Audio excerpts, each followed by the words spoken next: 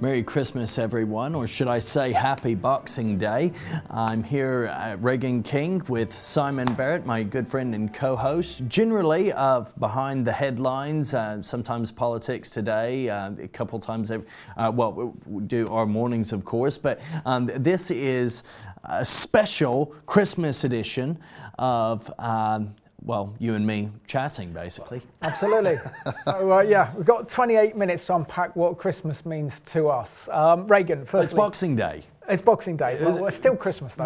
What is Boxing Day, though? Well, Boxing Day is a kind of, isn't it a Victorian concept in the Victorian times of how they used to give out charity boxes to the poor after Christmas. So once everyone's kind of fed and had their turkey and feeling absolutely full, they would then think about their kind of poor neighbours and give them boxes of presents and food afterwards. So I know that this is a completely alien concept in the States. It's nothing to do with getting in a ring, wearing some silk shorts and putting on some gloves and punching someone.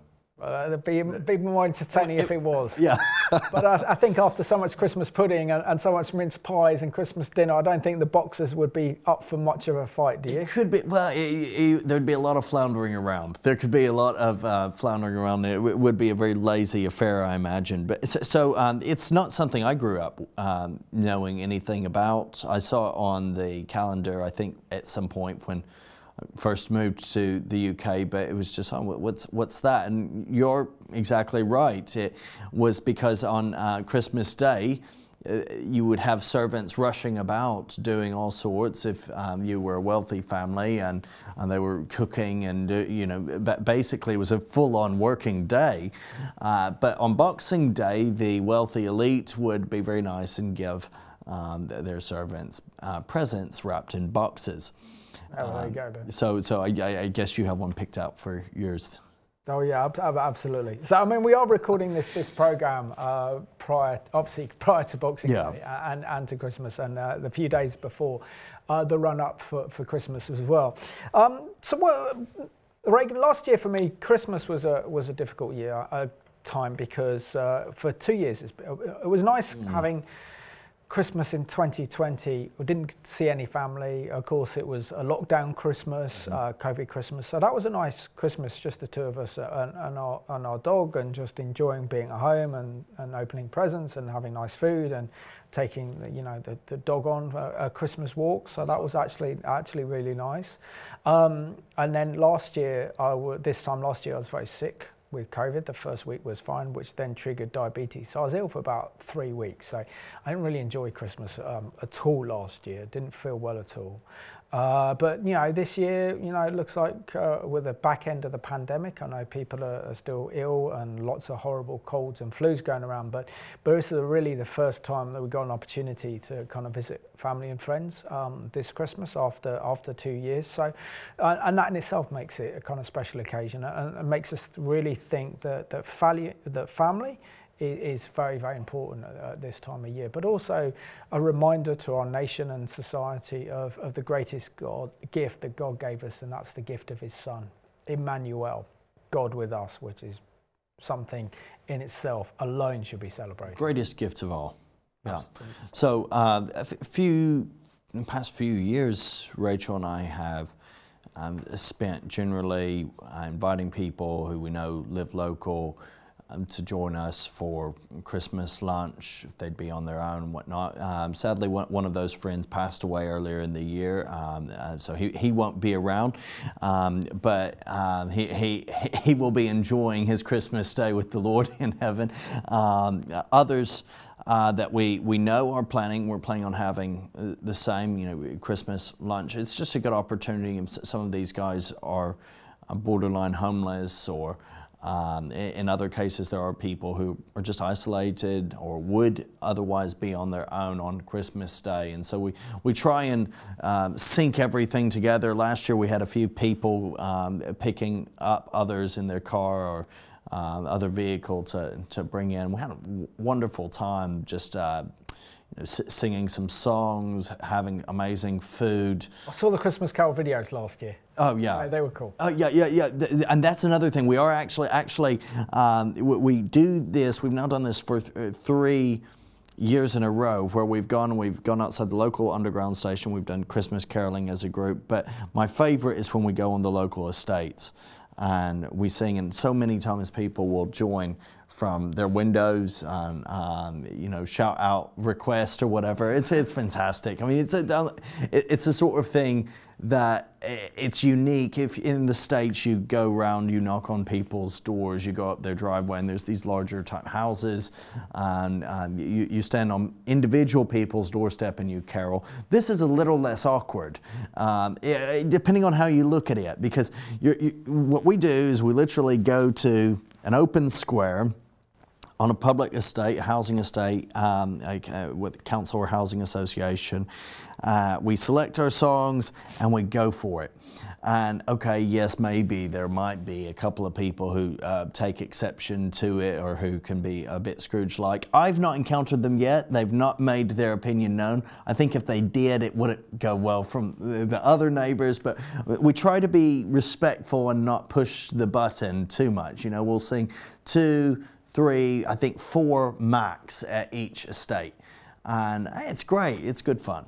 I mean, that was very important during the kind of COVID lockdowns and stuff as well. Would have given them a lot of people, particularly lonely people, because, you know, Christmas is a difficult time, particularly for lonely people that are on their own. And particularly for the elderly as well, that may not have any family as well. So, you know, we have to think about them. We have to pray for them as well, because, you know, it can be a difficult time when it looks like everyone else is enjoying themselves when reality is very different. But everything, we live in this culture where everything is hyped up. So you almost have to have the kind of, you know, perfect Christmas and everything else, and there's so much pressure on families, whether it's, you know, the cooking, the family dynamics of meeting up with loved ones and staying with loved ones as well. That can be challenging, so you need kind of grace. Yeah, and the families are so important, but there are those expectations, there are those pressures, and also for children as well. It's an exciting time. I think particularly for Christmas, it's a very special time for children. It's kind of like a really exciting time for them. Oh yeah. Yeah, there's that sense of anticipation and eagerness, the freshness of the air outside on Christmas Eve, if you're in a cold environment, of course. I'll say that. My recent trip to Colombia, I've always kind of wondered, what's it like in a warmer climate? I see pictures of friends in South Africa and Australia and New Zealand, and they're always having pool parties and barbecuing on Christmas Day, and I always thought that, you know, it doesn't feel quite the same way. And I have to say, being in Colombia, they really do Christmas full on. In Colombia, they have the lights everywhere. You would think that it was, I mean, in fact, a lot of the German markets, they get their lights or their designs or their inspiration from Colombia. I was told this, so that they do it full on, and you would think it was winter, but it's kind of weird seeing these wintry scenes in a place where it's actually quite mild and warm at this time of year. I mean, you were in Israel recently. Is there any Christmas? No. We see Rachel. My wife grew up in Israel, and she never celebrated. Only in the last few days did we actually see kind of Christmas lights and decorations go up in the old city. So when you go into the Christian quarter by the Jaffa Gate, some of the big buildings there have like Christmas trees and Christmas lights and stuff as well. But of course, it's that same time where Hanukkah and Christmas kind of overlap each other. So lots of lights going up for Hanukkah as well, and festive lights going up. I'm sure there'll be a huge, massive menorah outside the old city in Jerusalem going up as well. So it's interesting how these two festivals have kind of merged. Yeah, this year. So that makes it really interesting. But you know, you can be in Israel and not, because it's a Jewish state, isn't it? Yeah. You don't actually feel Christmas at all. unless you went to the Christian areas of Israel, then you'd feel it. I think you can feel it a little bit more up in Haifa, where the Christian community resides up there. There's a big Christmas tree and stuff as well. But again, can you really feel Christmas when the temperature is anything between 18 and 24 degrees? It's strange. It seems to be, but they do. You know. But we don't have a white Christmas anyway. I think this year was the closest that we probably came to having a white Christmas since, when was it, 2010? Right. That was an amazing white Christmas. But this year looks like, we've had the snow. I missed the snow and I missed the freezing temperatures. I apologise for that. I was in Israel for that, but I did get the tail end of it. I did come back in it. But of course, it's amazing when the snow's on the ground at Christmas and everything else. But it's going back to a different era. It's going back to that Victorian times where they had the big cold. You see those scenes of people skating on the Thames. I think even if the Thames froze over, I would be very wary of that. I would be very wary of that. I just don't think there's any wisdom. I've seen pictures of people having fires on the river, and like, it's bizarre. And they do this of course, in Russia as well. But I would feel a bit better if I was in Ukraine or Russia and walking on ice, because I actually have confidence it's so cold for so long that it's. And of course, we do behind the headlines again. And of course, the biggest news story of 2022 was Russia's invasion of the Ukraine. And you've got to feel for the people of Ukraine this Christmas. It's not going to be easy for them. I mean, many of them without electricity, particularly as Putin's forces are targeting their water supplies, their electricity supplies. And of course, this means a problem with heating, lack of food shortages as well. So, it's a troubling time. I need to keep those people. Absolutely. And it's a difficult time for many people as well, as you already said. Maybe if they've lost a loved one or if they're on their own. So if you're in that situation, we pray that God gives you comfort and that you can enjoy and spend some time with loved ones who will encourage you in this season. Simon, what's one of your favorite Christmas traditions? I think essentially it's the carols, because we dissect Christmas, and I think we need to. There's a lot of materialism wrapped up in it. So much. There's a lot of paganism wrapped up in it. Obviously, those are the traditions that have gone on for thousands of years. But I think it's the carols, and I think it's also the telling of the gospel story, the greatest gift ever given to mankind, that God gave His only begotten Son to us, Emmanuel, God with us, fulfilling all those prophecies that the Messiah would come, and He's came. But He wasn't born in a palace, but born in a manger, which makes me think of something which is really interesting. And I've thought about this, and I think the Holy Spirit's prompted me a lot of these over the years to think about this one. Is that personally, I don't believe that Jesus or Yeshua was born on the 25th of December at all. And when you look at it, I think the only day that Jesus could have been born would have been the Day of Atonement, Yom Kippur. Because when you look at Jesus' ministry, everything is to absolute precision in terms of fulfilling Bible prophecy. Now, we know that He came to be the sacrificial lamb, to sacrifice Himself for our sins so that we'd have salvation. And the only day I can possibly think that He would have been born would have been Yom Kippur.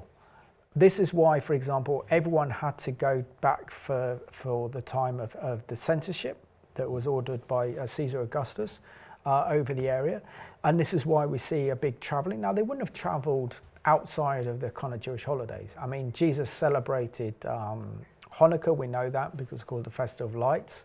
But the only time where I think two areas of the Jewish calendar where the Jewish people would have all gathered together would have been for Passover in Jerusalem and also for the High Holidays. So it makes sense that Jesus was actually born on Yom Kippur, and this is why, for example, they weren't allowed in the inn, had to be in the stables, because it would have been considered unclean during Yom Kippur, the holiest day of the Jewish calendar. Well, But they were in the stable. They were in the manger. They weren't allowed in the inn. Yeah. So I mean, it's a fascinating one. There's generally two ideas that people have, maybe three even. I did come across another recently. I've not done much study into, but one potential, and one of the reasons 25th of December began to be observed was because of the month of Kislev in the Hebrew calendar. I think it's an interesting theory. On the 24th day of the 9th month of Kislev in the Hebrew calendar, the word of the Lord comes to the prophet Haggai, and he promises, he says, from this day, and he emphasizes, from this day, I'm going to bless you. From this day, I'm going to bless you. And the treasure of nations will come into this place. The glory of this temple, the latter glory, will be greater than the former. And it's a clear messianic prophecy.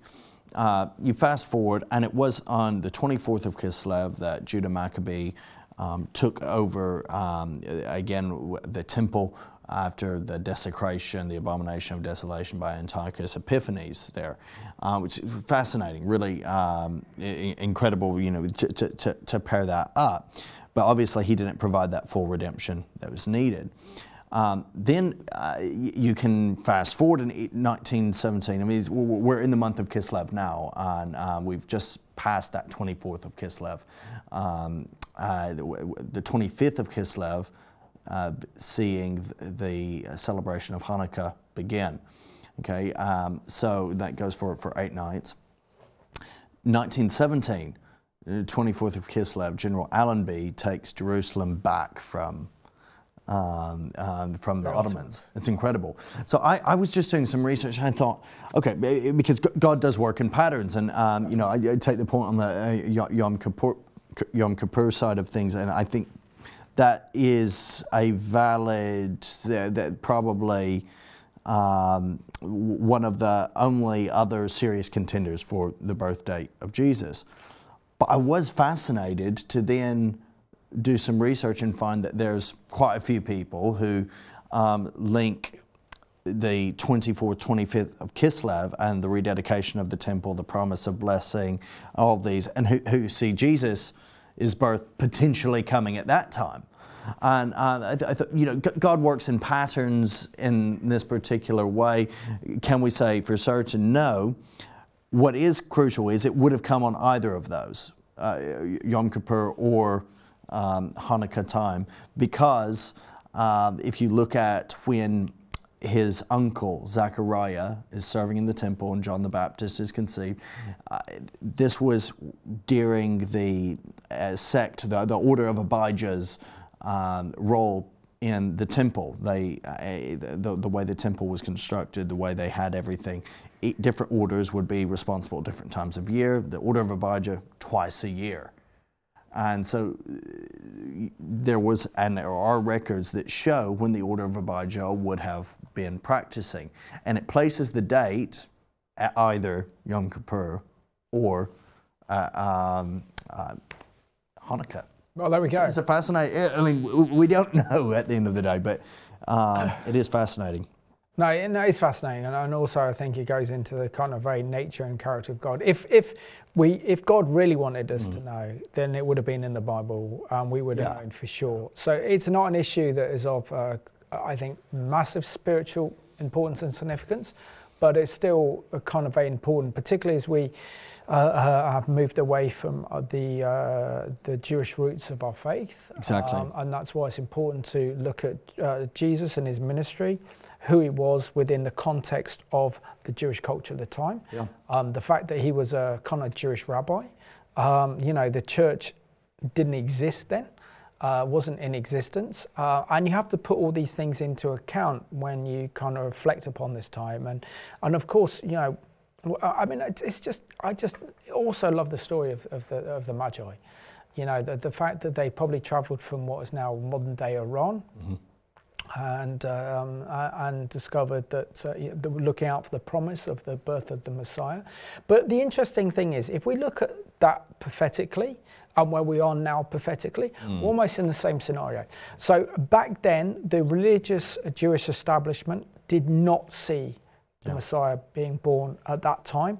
They did not know the scriptures. They did not understand it. Of course, we had amazing people like Ruth and Simeon, who God gave incredible insight to say that they would see the birth of the Messiah. So just in the same way that we are approaching the end of history and approaching the return of Yeshua HaMashiach to rule and reign from Jerusalem, we know that the vast majority of the church is asleep to his return. So what patterns can we learn from the first time that Jesus was born on earth under Roman occupation in comparison to the end of times now, where the vast majority, or even sadly the evangelical church, is asleep to his coming and don't understand the scriptures? I think what we're seeing is that day that Romans, that Paul speaks of in Romans, the day of the Gentiles and opening of our hearts and minds. I think we're seeing that come to an end, and that indicates, and we can see various other markers, that the end is near. I believe that there are prophecies yet to be fulfilled, of course, but we also need to think through just the speed at which those can be fulfilled. 2-3 years ago now, when we began to hear of COVID, and it is coming on 3 years.